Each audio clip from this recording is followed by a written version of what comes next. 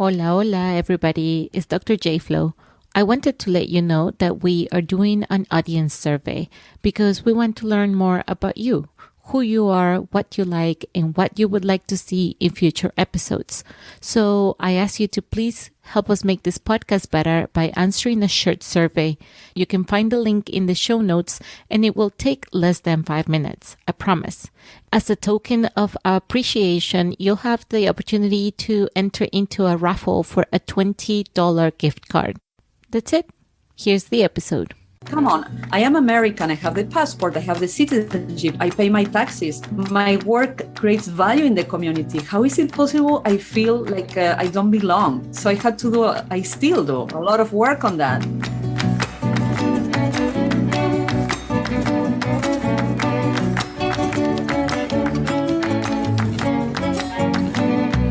Welcome to Latinx Can, a podcast showcasing Latinx professionals who turn their dreams into realities.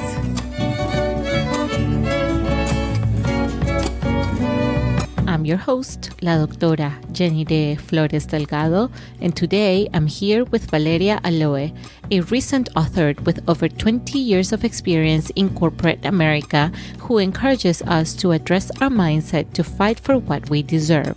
And she's here to tell you, sí se puede, my friends, sí se puede.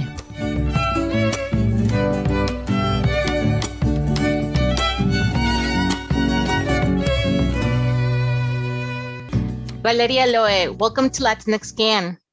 Thank you so much for having me. I'm very excited to be here. Me too. I think this is going to be very interesting. And your journey is also a different journey that we have presented in the podcast. So I'm excited for that. Let's start by talking a little bit about your story and where your story begins. I'm from Argentina. I was born in a very small town in Argentina and from a family of hardworking parents.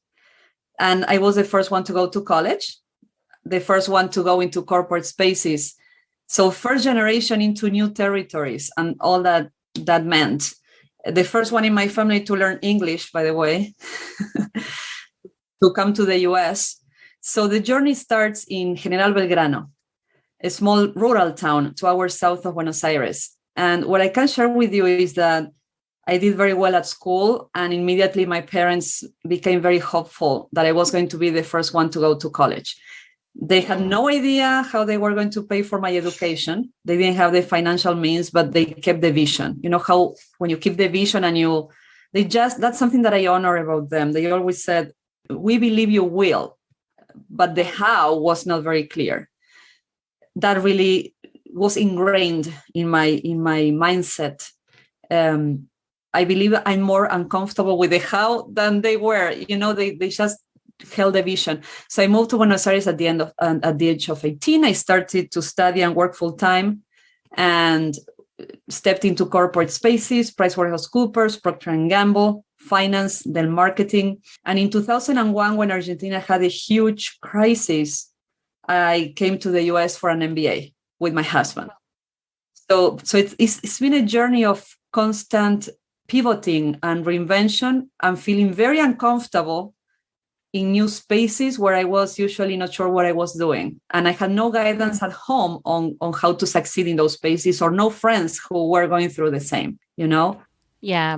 And I'm curious in your story because you come from a very small rural town, and one would think, the first big move was to come to the US from Argentina. But I think coming from a very small town, then going, I think, to Buenos Aires probably was more shocking because that really was the first time where you left everything you knew for something bigger, even though maybe the cultural component wasn't there. Definitely, yes. And to give you just one example, in my town, there were no traffic lights. And when I showed up in the city, I had to learn. I was 18 years old, how to cross the street with traffic lights.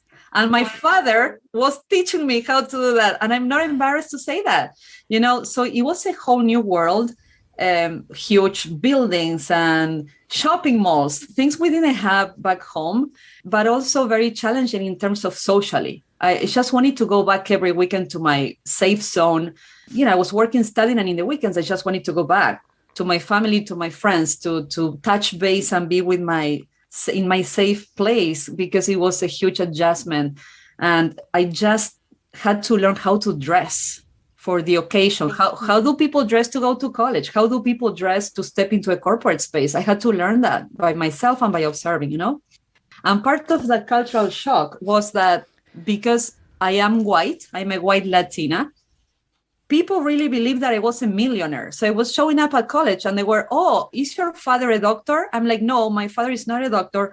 And my father did not even go to high school because he had to start working at 11.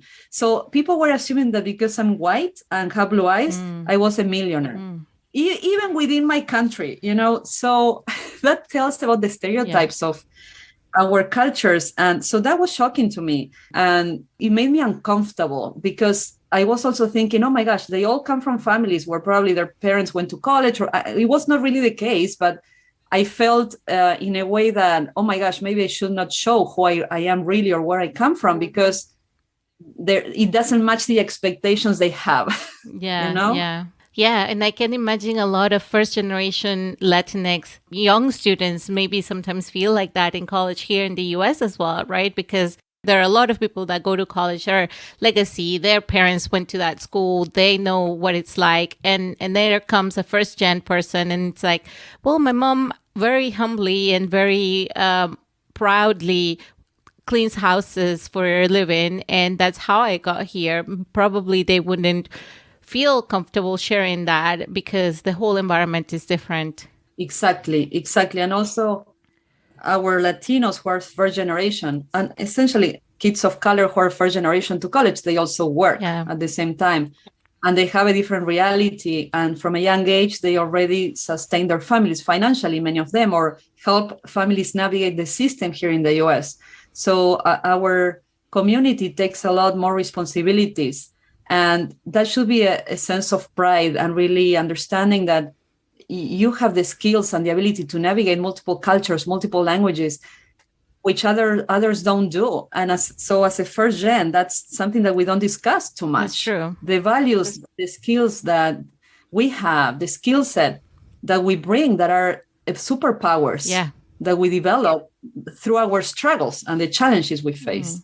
Yeah, I think that's a very good point, and I know that we're going to get more into it later on. But then you after having that huge move from the rural town to Buenos Aires, then you decided to move to the U.S. with your husband because you guys had a dream of pursuing a master's degree together. What made you choose the U.S. and what was it like, that move for you from Argentina? So the move was quite natural, I have to say. There was no choice because Argentina went into a massive crisis in 2001. Our companies were already discussing either firing people or discussing that we should relocate to another country. A friend of us was here in Michigan doing a master's, and he insisted, you should come to the US, check this out, take 2 years off, come here. Take 2 years of work, come here, invest in your education, and step into, more possibilities, open new doors. And honestly, in 2001, we had been married for only 1 year. And the streets in Argentina, people were walking outside with pans and pots, banging and banging. And I couldn't sleep at night. I was worried that they would enter my building and, rob us. It was like very stressful. And I saw that as there is really no option. We need to open new spaces, new opportunities away from the toxicity of a huge crisis. And that's what we did. In a short time, record time, we applied, we took all the tests, and we came here to the US. But it became like we were not sure there was any other option at the time. And this seemed to be a really good option, a very scary cultural change. I was really sad about leaving my country and my family behind. That was heartbreaking. I cried endlessly for the first 2 weeks. It was really horrible. I have to say, emotionally devastating because we didn't have tickets to go back. But on the other hand, it was a huge opportunity in coming to Dartmouth. But, it was like a huge door of opportunity that just opened. And we saw that light and we said, let's go there. And I can relate too because like when I left Venezuela, I also left to study. At the time, the political situation in Venezuela was not ideal, but it wasn't as bad as it has been in, the last 5, 10 years. And I left with that juxtaposition or challenging, like there are so many opportunities out there and I'm so excited for them, but I miss my family tremendously, that even when I moved, I pretended that I didn't have a family for like 2 months because it was so hard for me to just think about it that I would start crying every time I just thought about it. Yes. Today, 20 years later, I still miss my family a lot. Like our two families, my husband's and mine, they are in Argentina. Our two kids were born here, and it's only the four of us. Our families are back there, and we see them once a year. With COVID, it's been very challenging. I still miss them. And 20 years is a long time. And I see everything that I have missed, friends getting married and a lot of things. My grandma passed and I couldn't be next to my family when she passed. I couldn't travel. So things like that happen and they are, hurtful. But, we are here, I believe, for a reason. And it took me time to embrace that this can be my home. I have to say it took me around 15 years for me to embrace that. Even though I had the passport at some point, I was feeling like I wanted to be thankful to be allowed to be here. And I'm like, come on, I am American. I have the passport. I have the citizenship. I pay my taxes. My work creates value in the community. How is it possible I feel like I don't belong? So I still do a lot of work on that. Because the system here, I was talking to another person just before this saying, I never felt as like inferior as when I stepped in the US. Even in Buenos Aires, as a woman coming from a small town, I felt, empowered and capable and prepared. And I was really self-empowered. Here in the US, I was put in a box. Oh, you are a white presenting Latina. And I'm like, I don't know what that is. I'm from Argentina. So they put you in boxes of, they put you in a second class type of box. And that's the hardest part, I believe.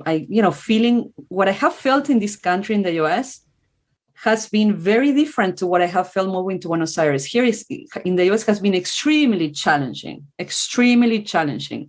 Yeah, I relate. I'm still, I left Venezuela when I was very young, but I've been to different places. Like I studied in Southern Africa, and then I came to academia, my bachelor's in Florida.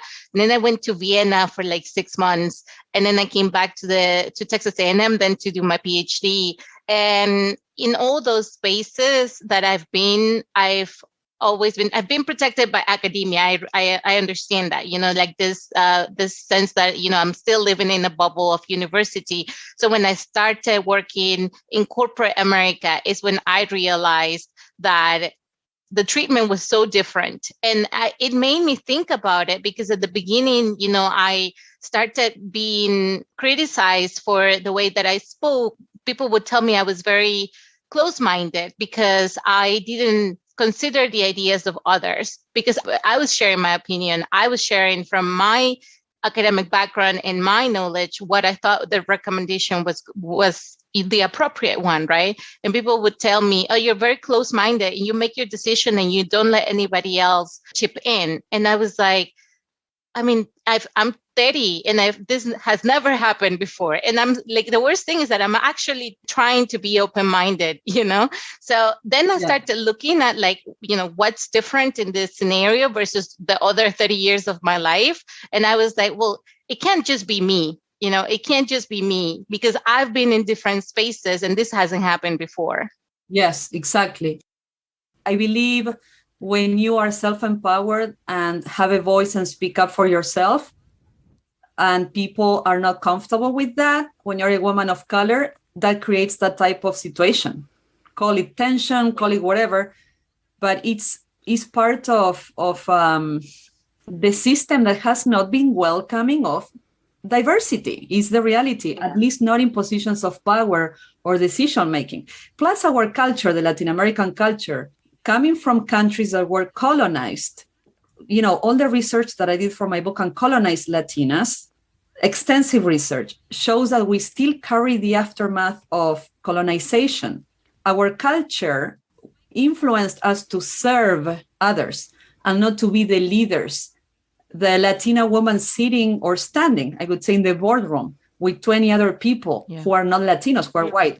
Plus, as women, we are the first one mostly in our families to even go to college. Like my mom did not go to college. My grandmother did not even work outside of the house. So who we grew up believing that we could be is very different to the opportunities that we have today. So that, I believe we are in a good direction. Change is happening, but very slow.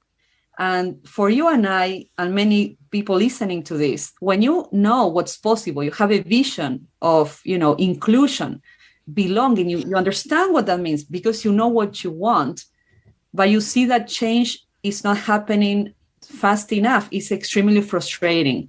And when you are self-empowered to speak up as you do, and you are not taken seriously, or you are interrupted, or what you say seems to not matter, is extremely frustrating, particularly when companies are talking about DEI all the time.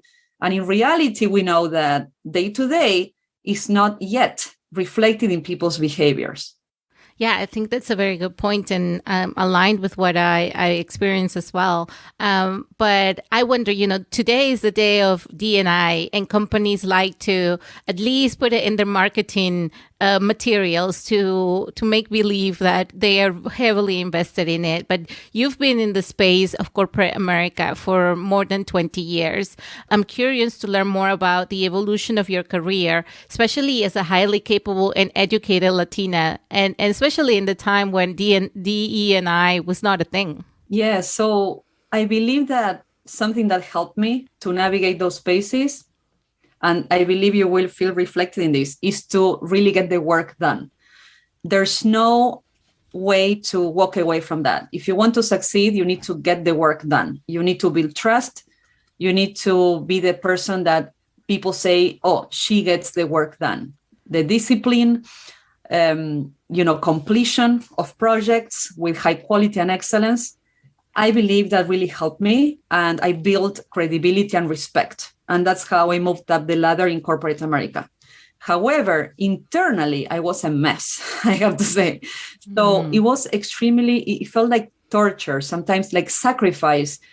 I was working so hard, right? But internally, I was feeling that I was not having the same voice or taken, respected as a leader in the same way that white people were.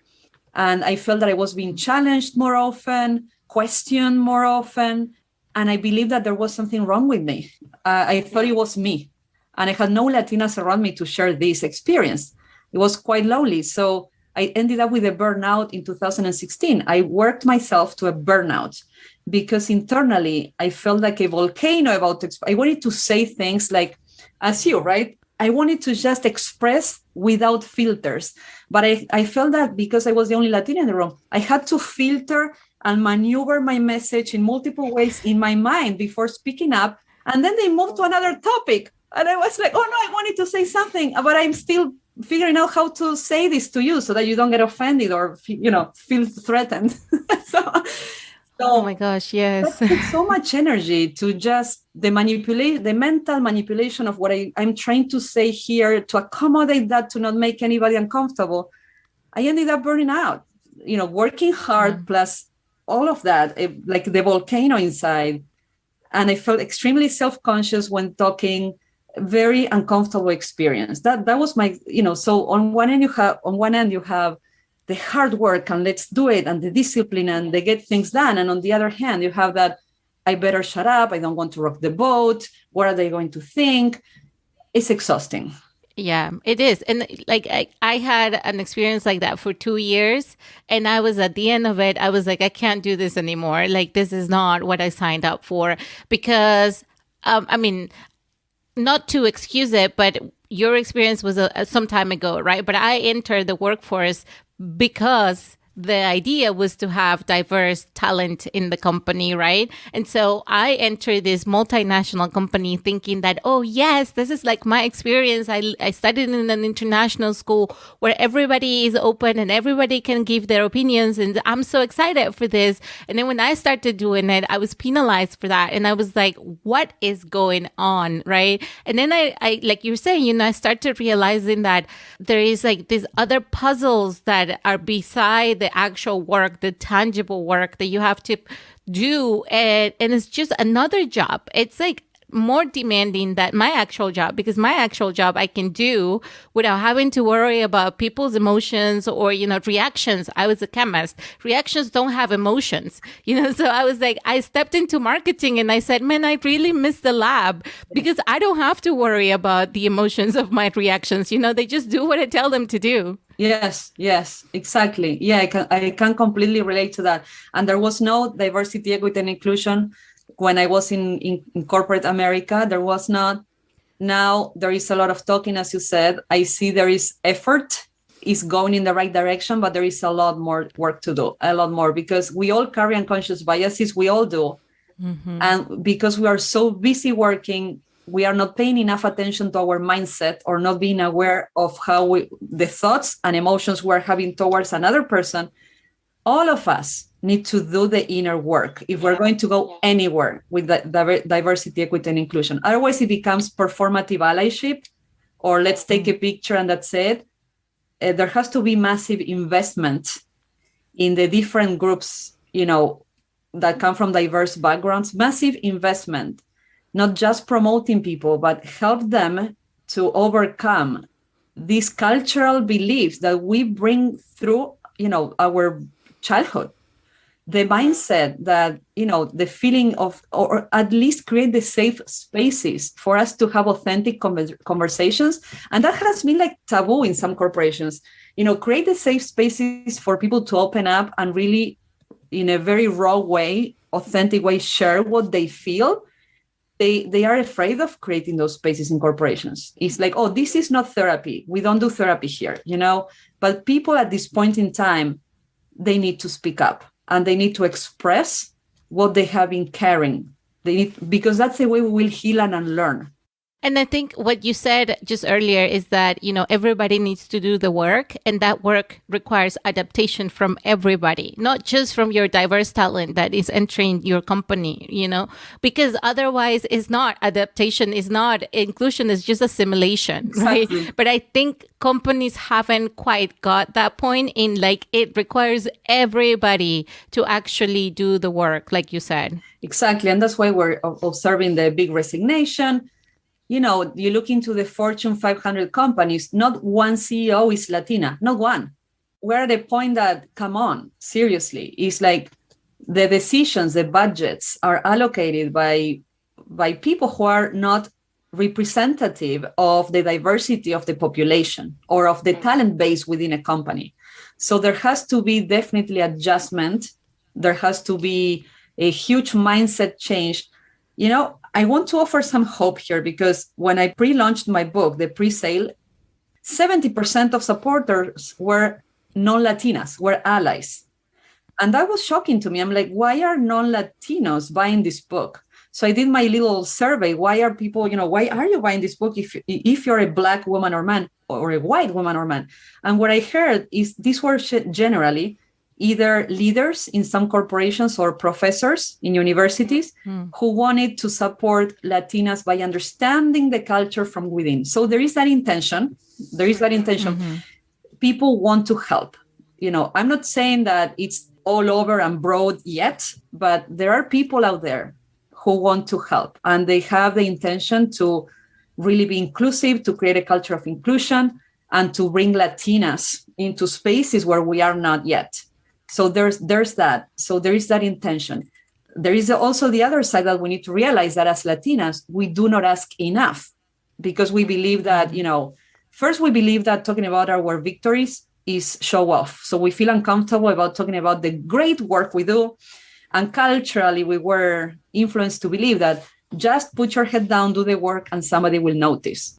I'm not sure what your experience has been, but that really doesn't work. You need to talk about your victory. No, that doesn't work. Exactly. And then you need to ask for what you need to succeed. Resources, time, money, whatever that is. We need to ask more. There is willingness out there to help us, but we need to be very clear in the ask. This is what I need to do my work. And we haven't done that too much. Yeah. Something you just mentioned right now is that you were surprised because it wasn't Latinas who were buying your book in the pre-launch. At what point during your career did you realize that the hard work wasn't enough? We are taught as Latinos that when we come into this country, especially as, you know, this generation that came to study and then started having opportunities in corporate America, we're told that, you know, or we think that, at least that was my belief, I just go in, I work hard, you know, they're going to notice my job, the work that I do. And I just have to just do my thing. You know, I just have to perform and that will be enough. But that's not true, like we just said. And the other thing is that there's still a lot of people who don't realize that. I have a lot of friends who don't realize that, who still think that that's just going to be enough, that there are no biases, that those decisions, you know, the biases that people have, they don't have any weight in your promotion, for example. And so I wonder if the people who are not buying your book are still there. And I also wonder, from your experience, at what point did you realize that it was beyond you? Yes, so I have to say that it took me to burn out to stop and look, because I was in this one lane of working hard, putting my head down and working hard, not asking for what I needed. I went 7 years without asking for a salary increase. 7 years. Wow. And of course, I didn't get it. When it was time to ask for an increase, I needed like a huge jump to be at the market price and at the market value. And of course, they didn't give that to me.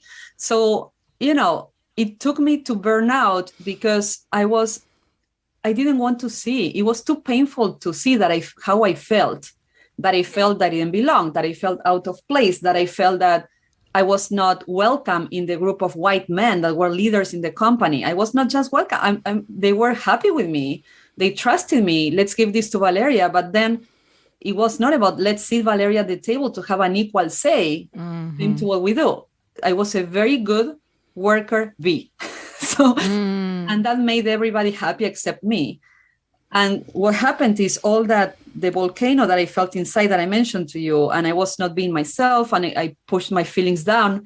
I ended up with what I said, a burnout that is not just physical exhaustion, it's mental and emotional. Is when you see that you're in a dark bubble and you don't want to do that anymore. You just want to cry and hide somewhere in a corner, and I don't want to talk to anybody. That's how I felt in 2016.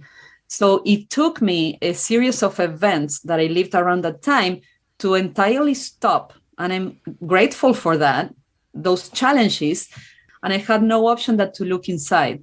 So to your question about when did I realize, just recently, when I felt so much pain and I thought that I was not able to continue anymore, I had no option than to look into my life and see what can I do differently, because life is not supposed to be miserable like I feel.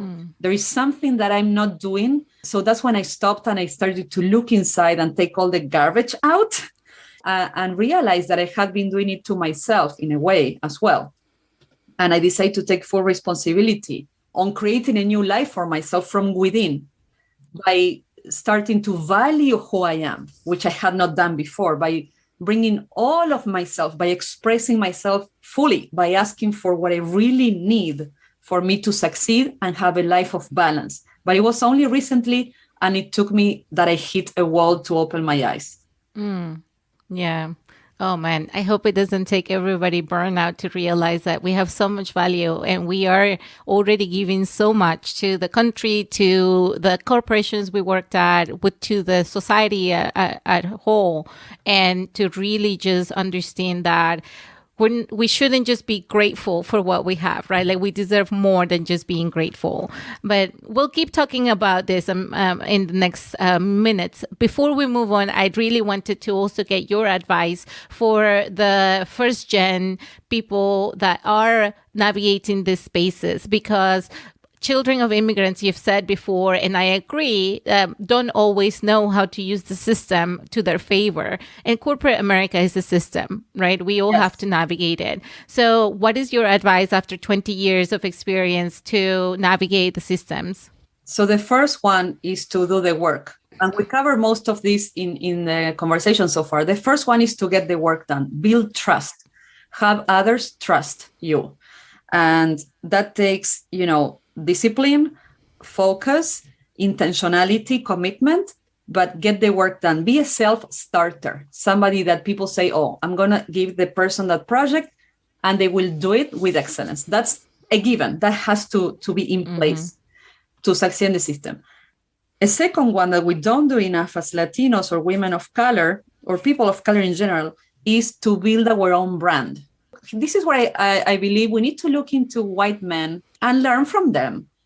They take time to show their great success. Sometimes they do not wait until they have a result to share what they do. Sometimes they say, I'm working on this project, and these are the challenges I'm facing. They even share the challenges they are facing. And they get ideas from people that way, and then they achieve a goal and then they put that all over for everybody to see. But they have that intentionality about sharing of what they are doing and working on.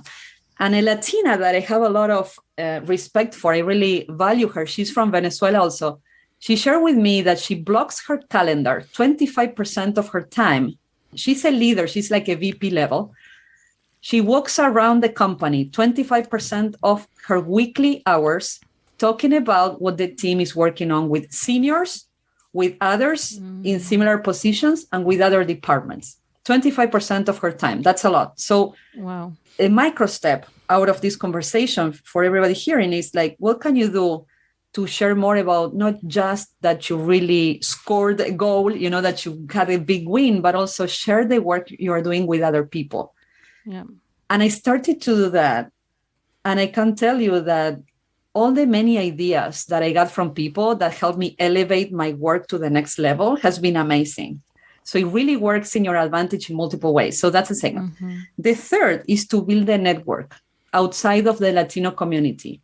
And when you talk about, oh, I want to get sponsors and mentors, some people just don't want to do that, But I would say, don't think about the end of you will be, asking, can you be my mentor, my sponsor? No, take a step back and maybe start small and focus on the relationship.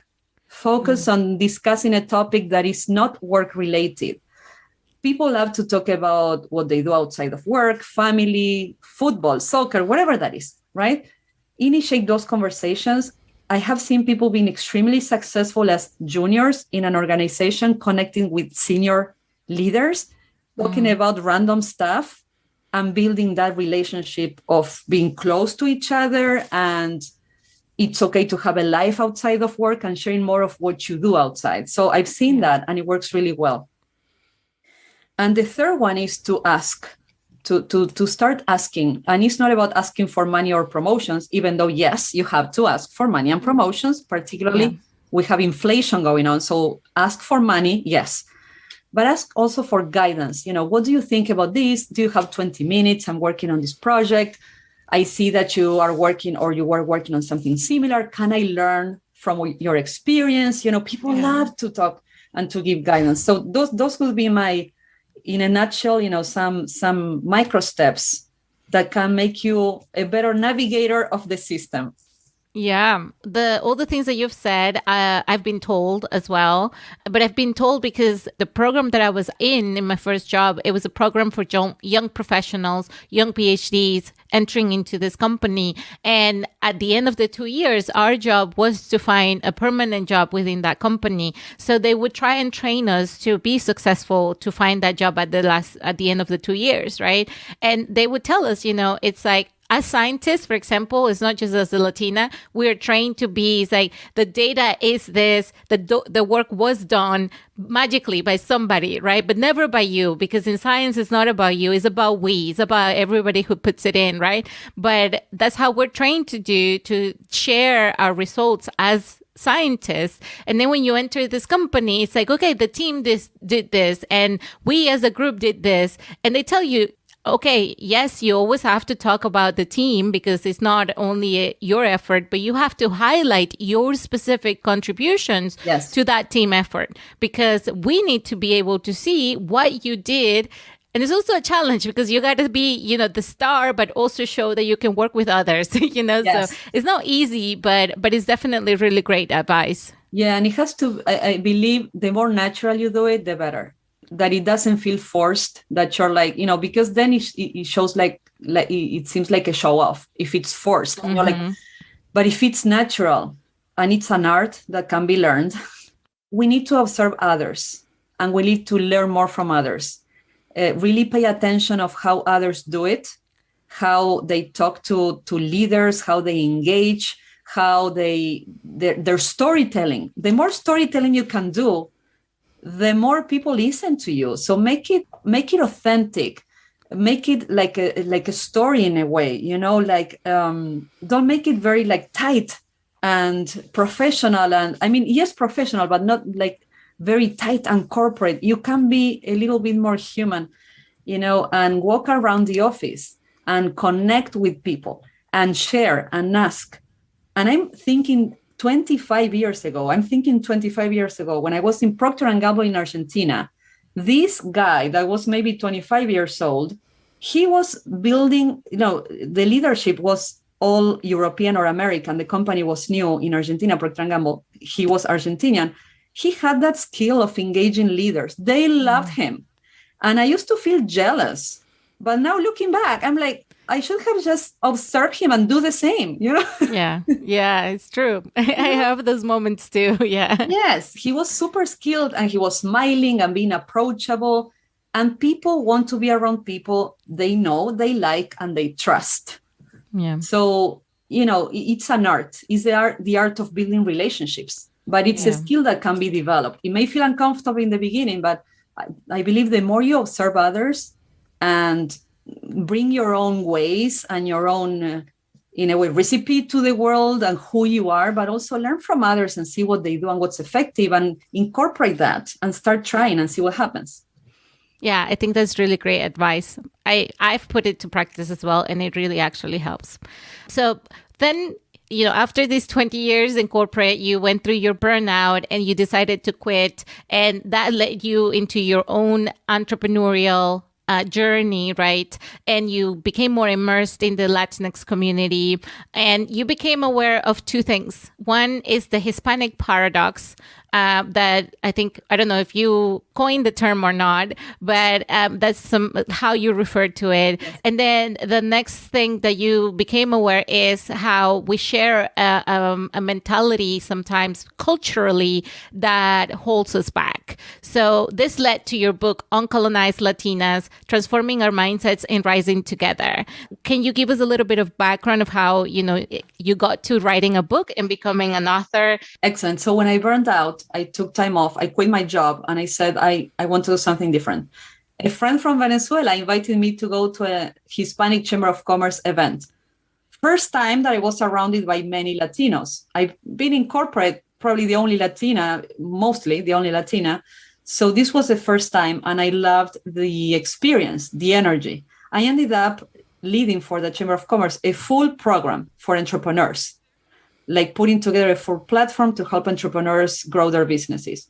Honestly, I don't know how I ended doing that. I ended up doing that, but it was like I felt the calling to say yes to that. It was unrelated to anything I had done in corporate, except that it was innovation and creating a platform and doing something new that I had been involved in innovation throughout my career.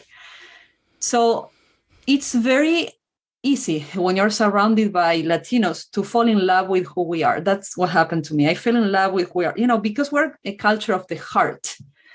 We know how to have fun, how to connect with people in a more authentic way, I have to say. That structure that the structure that I brought from corporate, 20 years in corporate, dissolved very easily in that environment. But I started to observe by coaching those Latinas and Latinos that they were getting stuck. So their business would grow and they were getting stuck. And a lot of information was flowing to me, like, I feel that I don't have what it takes, or I feel inferior, or, I don't know how to do that. I'm very conscious about my accent, or I don't speak English so well. I'm afraid of talking to this white man and negotiating pricing. I'm afraid of charging my worth. So I heard all of that and I'm like, oh my gosh, that's the same that I have been feeling.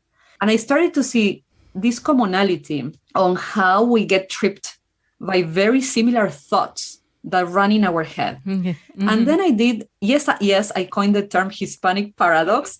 And why the paradox? Because I started to have access to research that showed that we are 20% of the US, that we will be 30% in 2060, that our purchasing power today makes us, if we were our own country, the 8th largest economy on the planet and the 3rd fastest growing. I'm like, wow, so Latinos in the US have so much money and spending power, we could be the 8th largest country in the world. I'm like, why is it that being 20% of the population, less than 5% of Latinos are in leadership, businesses do not get access to capital? It's very hard. Mm-hmm.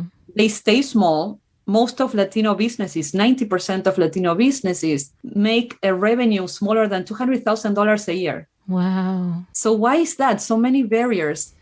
And I started to go deep into the paradox. Why? And I ended up learning that the root cause is in our mindset. I started to do workshops about mindset and about how we feel and the way we think. And it was a hit. It really did really well. COVID came, I continued doing that online. Mm-hmm. I had like 7 workshops with 100 people coming, like really resonated. And I said, I want to write a book about this. I want to write a book about how we are so powerful as a collective, yet we are not in spaces of power decision-making. We have a huge gap in wealth creation. And I started to write a book, found a program at Georgetown University for first-time authors, ended up writing the book in 9 months.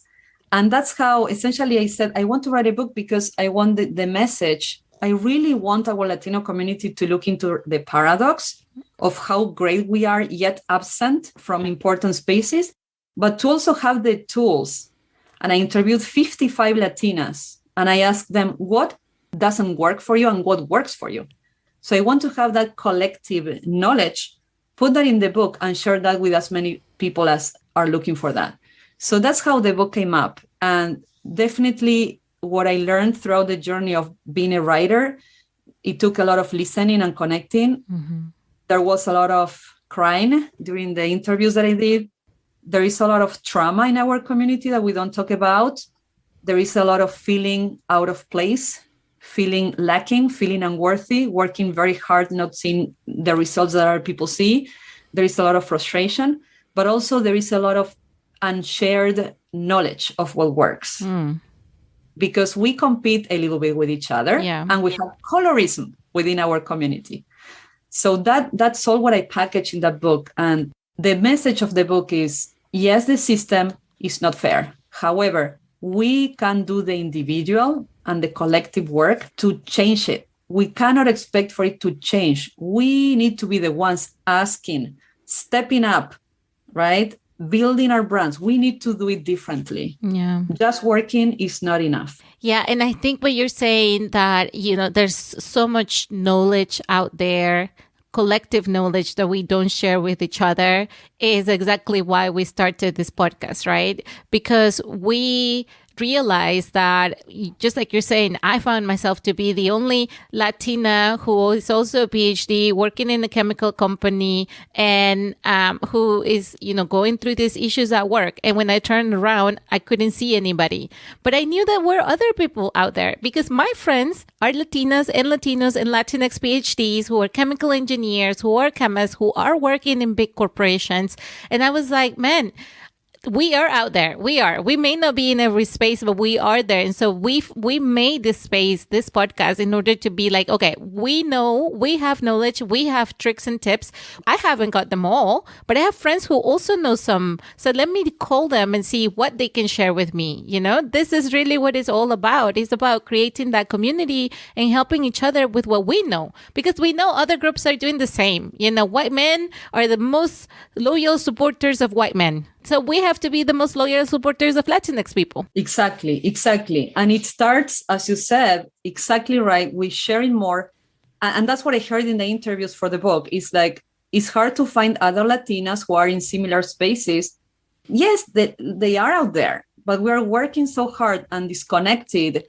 And that's what eventually, as a community, as a collective, will give us the power to influence change in a massive scale, is if we work together. But to work together, first of all, we need to connect with each other. We need to heal our own competition and colorism within the community.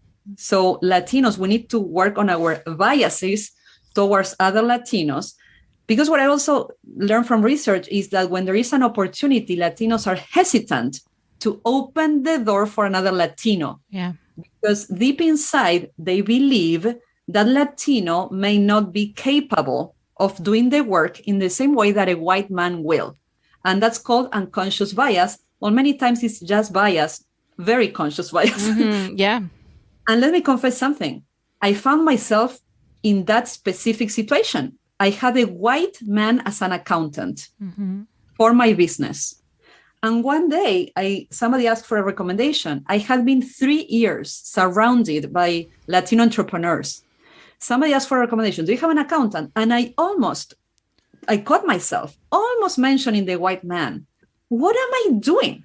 So that day I changed, and now I have a Latina accountant who is an immigrant. And that's why I recommend to others, but I caught myself. I just believed that the white guy would do my taxes in a better way than a Latina immigrant.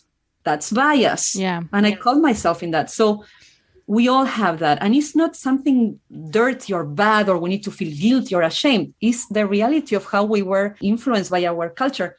And let me take it to a deeper level, which is we come from colonized countries.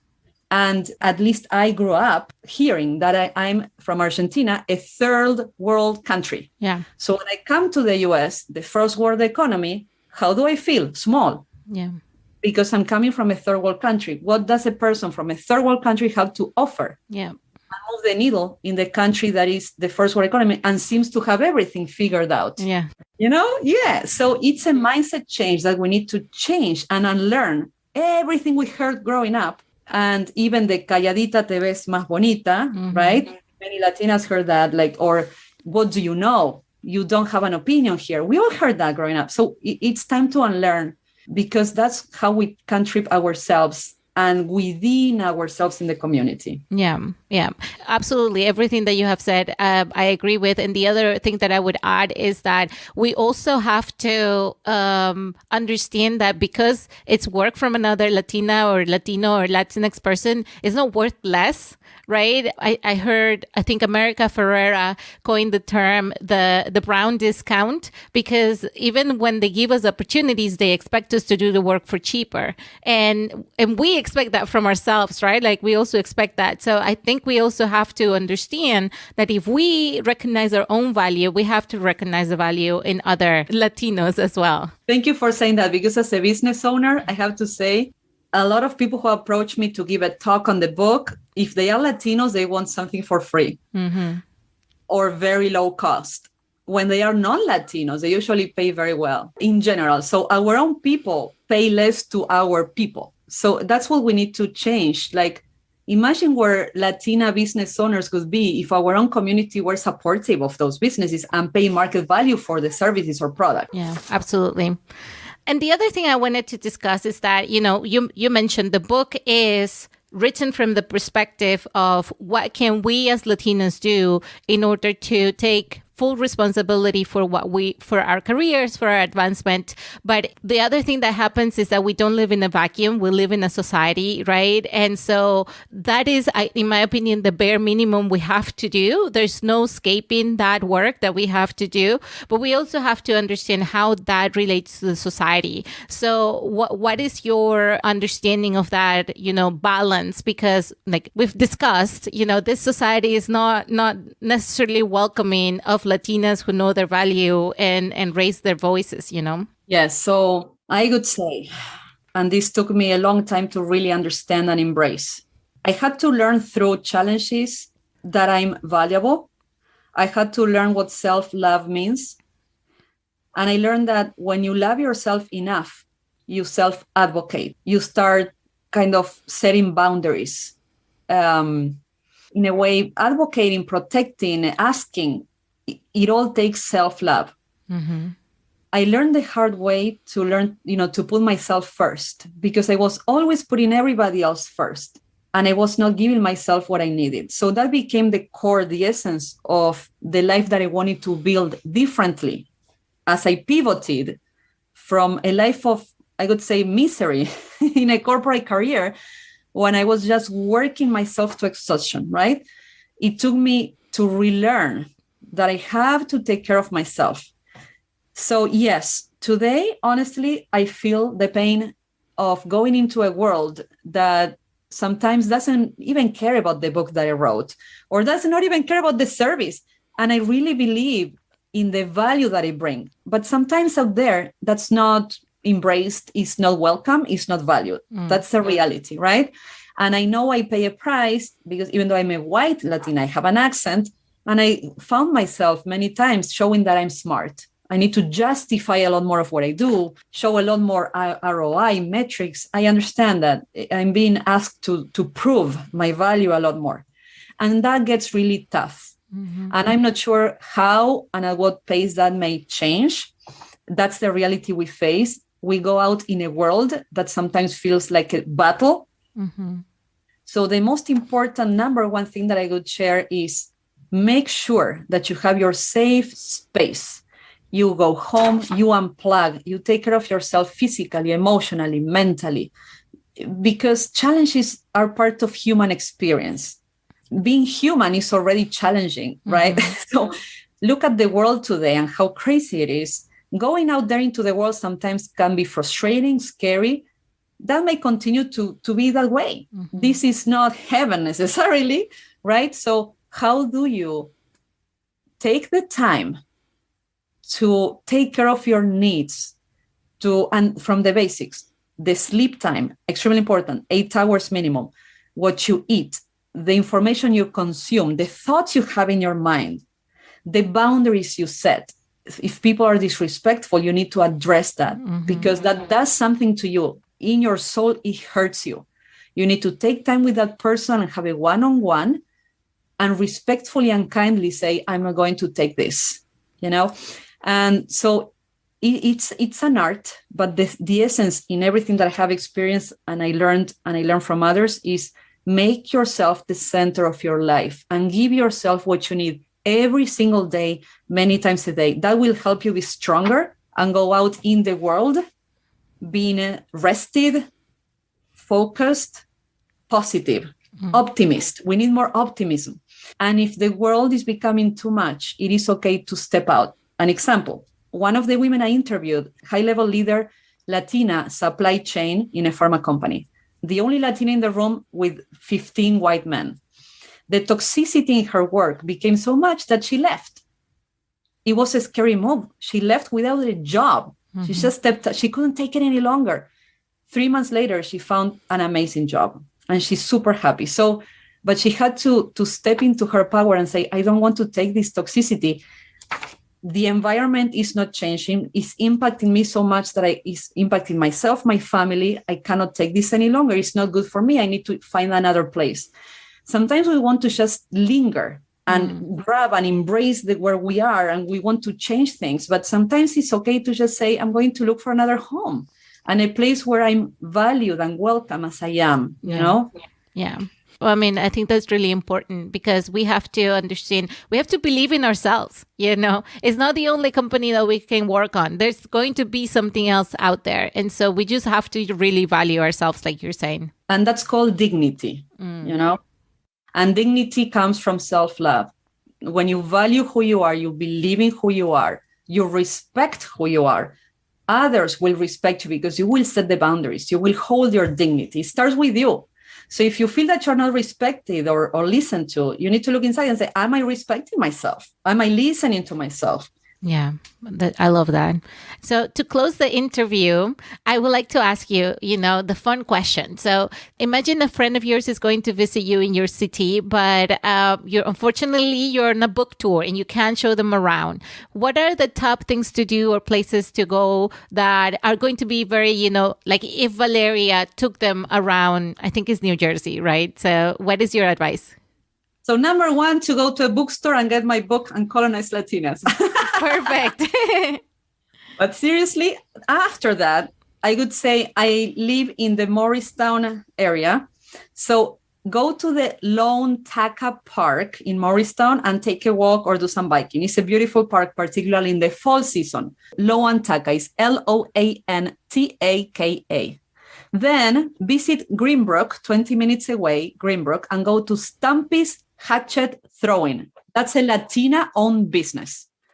Stumpy's Hatchet Throwing, owned by my friend Monica Martinez Milan. Nice. And then go to Union, 20 minutes away, and eat some delicious Peruvian food by El Gordo restaurant.